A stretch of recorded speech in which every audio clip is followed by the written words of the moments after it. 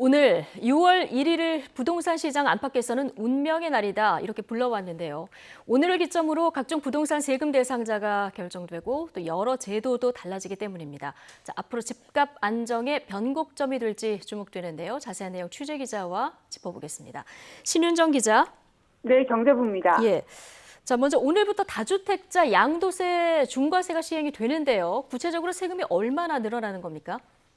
네, 규제 지역에서 집을 보유한 다주택자에 대한 양도세율이 오늘부터 10%포인트씩 오릅니다. 지금까지 2주택자는 기본세율의 10%포인트를, 3주택 이상은 20%포인트를 더해 부과하고 있는데요.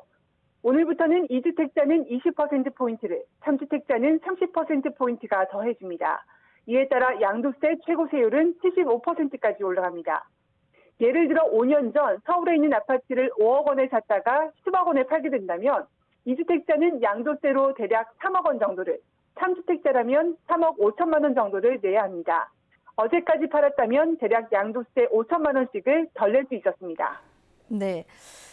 자, 다주택자가 아니더라도 집을 샀다가 2년 안에 팔면 내야 하는 양도세도 또 오른다고요?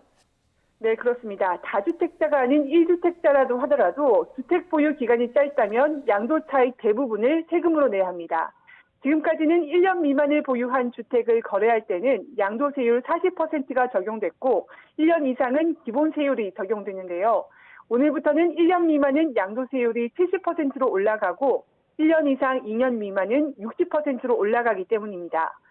예를 들어 아파트를 사서 1억 원이 오른 값에 1년 안에 판다면 양도세만 7,500만 원 정도입니다. 집값이 계속 올라 2억 원이 올랐는데 2년 안에 판다면 양도세는 대략 1억 3천만 원이 넘을 것으로 보입니다. 취득록세 등 다른 거래세나 보유세까지 고려하면 사실상 시세 차익은 거의 없다고 볼 수 있습니다. 네, 그리고 오늘을 기준으로 집을 보유한 사람에게 보유세가 또 매겨지는데요. 정치권 논의에 따라서 누가 얼마나 낼지가 바뀔 가능성이 있다고요? 네, 우리나라 세법상 과세 대상자를 결정하는 시점이 바로 매년 6월 1일입니다. 그래서 오늘 기준으로 집 소유주들에게 보유세, 즉 재산세와 종합부동산세가 부과되는데요. 올해는 공시가격 현실화가 적용되는 첫 해에다 종부세율도 인상되면서 보유세는 다소 올라갑니다. 다만 더불어민주당 부동산특위가 내놓은 세제 개선안을 좀 더 지켜봐야 하는 부분들이 있는데요.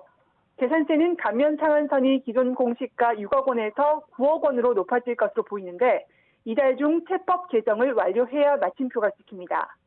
또 종부세를 공시가 상위 2%에 매기자는 특이안은 이달 중 공청회 논의 등을 거쳐 결정됩니다.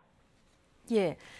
자, 매매 시장에서 달라지는 부동산 세금 알아봤는데요. 자, 전월세 시장에서 크게 바뀌는 것도 있습니다. 오늘부터 전월세 신고제가 시행되는 거죠? 네, 그렇습니다. 오늘부터 전세나 월세 계약을 맺으면 30일 안에 지자체 등에 의무적으로 신고해야 합니다. 수도권 전역과 광역시, 세종시와 각 도의 시지역 등 전국 대부분의 도시지역에서 보증금이 6천만 원을 넘거나 월세가 30만 원을 초과하는 곳이 대상입니다. 다만 계약 기간이 한 달 이내인 초단기 계약이나 계약금 변동이 없는 갱신 계약은 제외됩니다. 미신고나 허위 신고에 대해서는 내년 6월부터 최대 100만 원의 과태료가 부과됩니다. 계약한 주택이 있는 지역 주민센터를 방문하거나 부동산 거래 관리 시스템 사이트에서 신고하면 되는데 임대인이나 임차인 가운데 한 명이 할 수도 있고 공인중개사에게 위임해도 됩니다. 계약 신고만으로 확정일자가 자동으로 부여되기 때문에 임차인 보호가 대폭 강화되고 계약 금액과 기간 등이 공개되기 때문에 시장 상황 파악에도 유리할 것으로 전망됩니다. 그러나 집주인들이 임대소득이 노출되면 각종 세금을 더 낼 것을 우려해서 전셋값이나 월세를 미리 올리거나 매물을 아예 거둬들일 수도 있어서 전월세 시장이 불안해질 수 있다는 우려도 나오고 있습니다. 지금까지 경제부에서 YTN 신윤정입니다.